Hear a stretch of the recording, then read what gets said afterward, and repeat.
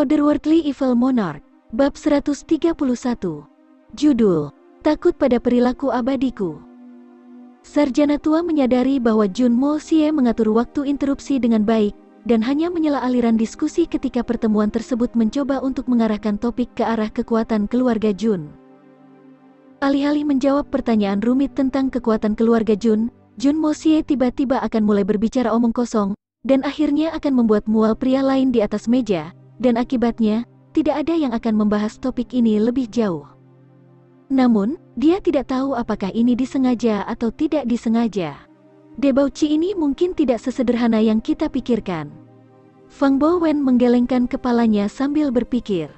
Tapi bagaimanapun, tampaknya pangeran kedua pasti akan kembali dengan tangan kosong hari ini. Namun, apakah pendekatan ini merupakan keputusan Jun Mo Xie, atau diambil oleh keluarganya?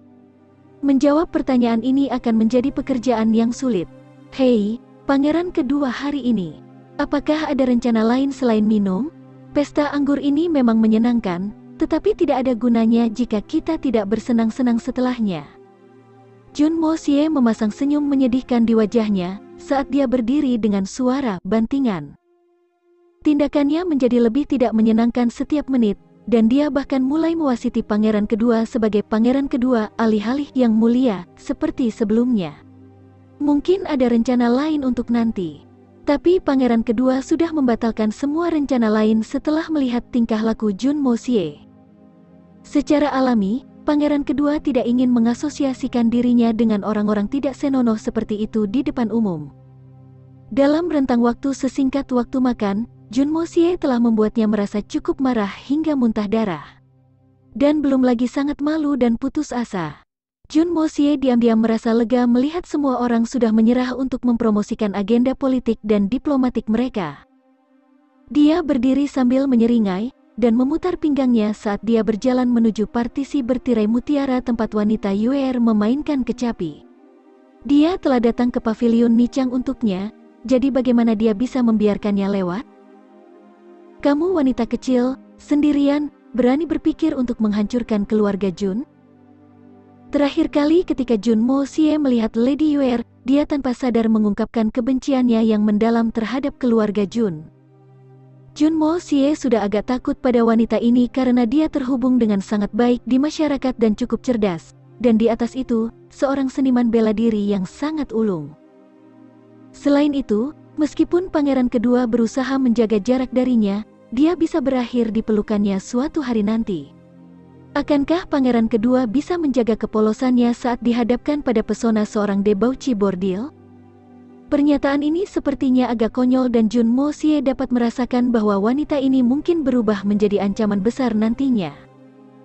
Jun Mo Xie tidak ragu bahwa wanita ini mungkin memiliki beberapa rencana, dan bahkan curiga bahwa dia mungkin memiliki orang lain yang mendukungnya secara diam-diam dari kegelapan.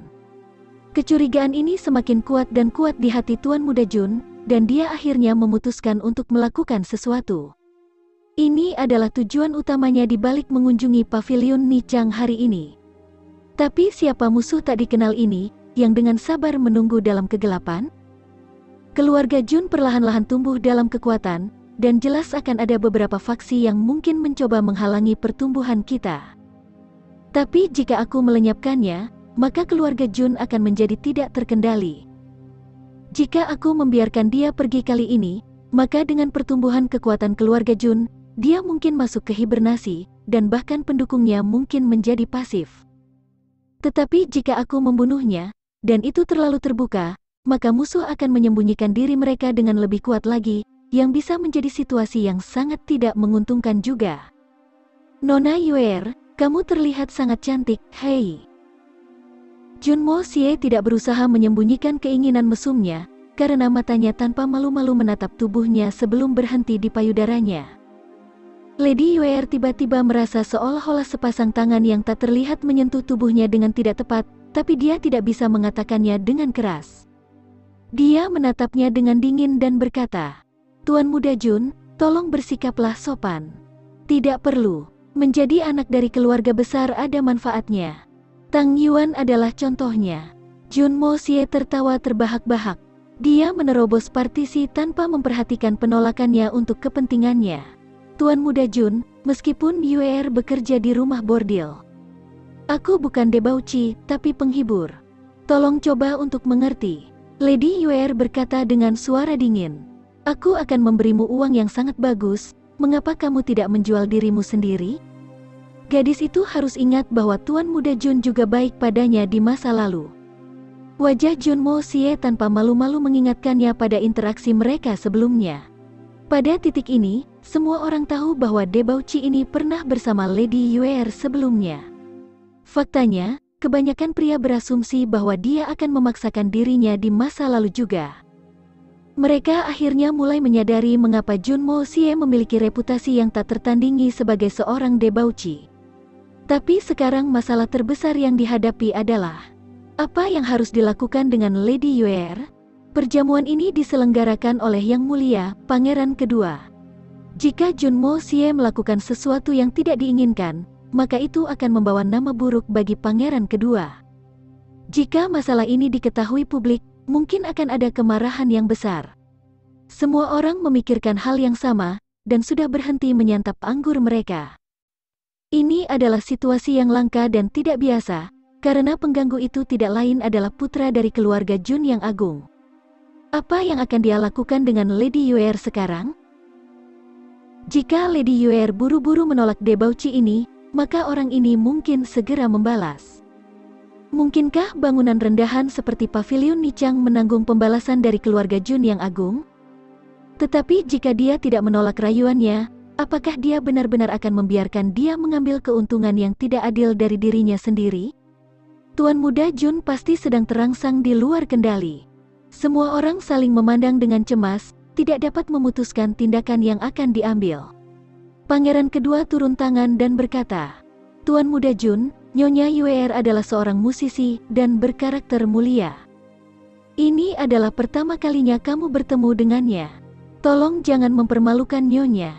Alamatnya kepada Junmo Xie telah berubah dari adik kecil menjadi Tuan Muda Jun. Memalukan, bagaimana aku melakukan itu? Ini adalah tempat bisnis, apa yang mulia tentang itu?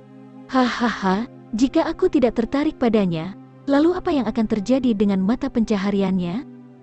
Inilah yang dia lakukan untuk mencari nafkah karena dia sudah menjual dirinya sebagai budak. Jangan memperhatikannya, dia hanya menggodaku karena dia menyukaiku. Kenapa lagi dia akan bermain keras untuk mendapatkannya? Junmo Xie jelas membawa ekspresi mabuk di wajahnya, dan sepertinya tidak terganggu oleh keberatan siapapun. Dia terus mengamati tubuh Lady Yuer dengan pikiran sesat di benaknya. Nona Yuer balas menatap tajam ke arah Junmo Xie, tapi perutnya mulai terasa hentakan drum. Tuan Muda Jun, aku mungkin seorang karyawan di sini, tapi aku tidak menawarkan tubuhku untuk melayani. Tidak menawarkan tubuhmu untuk melayani? Hahaha. Di rumah bordil, tahukah kamu tempat apa ini? Rumah bordil. Tahu. Kamu mengatakan bahwa kamu bekerja di rumah bordil tetapi kamu tidak menawarkan tubuh kamu dalam pelayanan? Ini benar-benar lucu. Hahaha. Ini adalah rumah bordil, tidak ada karakter bangsawan di sini, dan kamu meminta putra keluarga Jun untuk berperilaku. Di tempat seperti itu, Junmo Xie tampak sangat bangga dengan tingkah lakunya yang sesat. Lady Yuer menggigit bibirnya karena marah, dan sepertinya dia hampir mempertimbangkan untuk membunuh putra hedonistik keluarga Jun yang penuh kebencian ini. Bahkan jika kamu adalah orang terakhir di planet ini, aku tetap tidak akan menyukai kamu. Dia melihat ke seberang tirai mutiara dan melihat pangeran berwajah abu itu, dan tiba-tiba muncul sebuah ide. "Erye, tolong selamatkan aku." Lady Yuer panik dan berlari keluar melalui tirai, dengan maksud untuk sampai ke sisi pangeran. Meskipun langkah kakinya terhuyung-huyung, kecepatannya masih cukup cepat.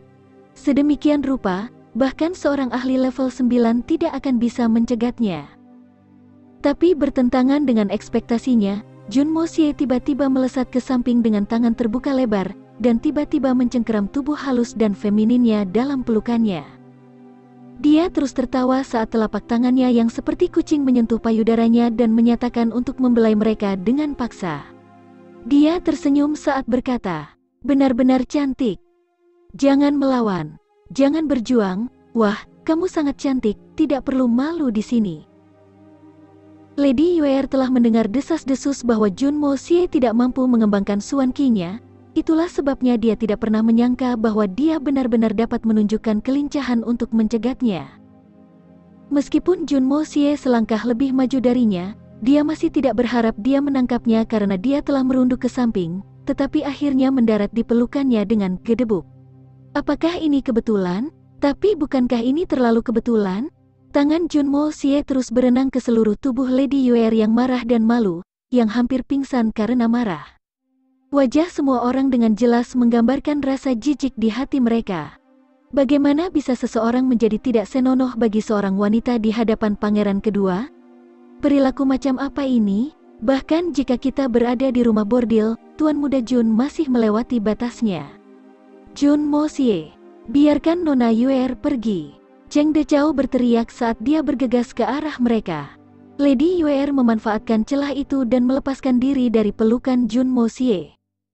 Matanya penuh dengan air mata kemarahan, dan dia melambaikan tangannya dan menamparkan wajah Junmo Xie. Meskipun Lady Yuer tidak menggunakan seluruh Xuan Qi-nya dalam tamparan itu, masih banyak yang harus dilakukan untuk tubuh Junmo Xie. Semua orang membeku di langkah mereka. Tangan Lady Yuer tidak hanya mengenai targetnya, tapi juga mengenai wajah Junmo Xie. Dan akibatnya, meninggalkan bekas dari kelima jarinya di wajah pria itu, yang sudah mulai membengkak karena serangan itu. Semua orang berdiri terhenti, tidak mampu memahami tindakan apapun untuk menanggapi perubahan peristiwa ini. Sialan, kamu bukan wanita yang mulia, hanya seorang debauci. Apa kamu tidak punya etika? Beraninya kau menamparkan dan mencemarkanku? Junmo Xie melompat ke arahnya saat dia mengutuk, dan mengangkat kakinya untuk menendangnya, tetapi menemukan jalannya dihalangi oleh seorang pria. Cheng Deqiao berkata, Tuan Muda Jun, mengapa kamu kehilangan kesabaran hanya karena wanita bordil ini? Cheng Deqiao entah bagaimana mampu mencegah wajahnya dari distorsi oleh ketidaksukaan yang dia rasakan terhadap Junmo Xie. Meskipun pikirannya menyarankan untuk tidak melakukannya, dia masih ingin mencekik Junmo Xie sampai mati pada saat ini. Minggir, aku akan membunuh wanita jalang kecil ini hari ini. Beraninya dia menamparku? Junmo Xie berteriak dengan marah. Junmo Xie, kamu harus memahami situasinya. Perjamuan ini diatur oleh Yang Mulia, Pangeran Kedua. Kita semua adalah tamunya. Apakah kamu akan membuat Yang Mulia malu di depan umum? Cheng Deqiao menatapnya.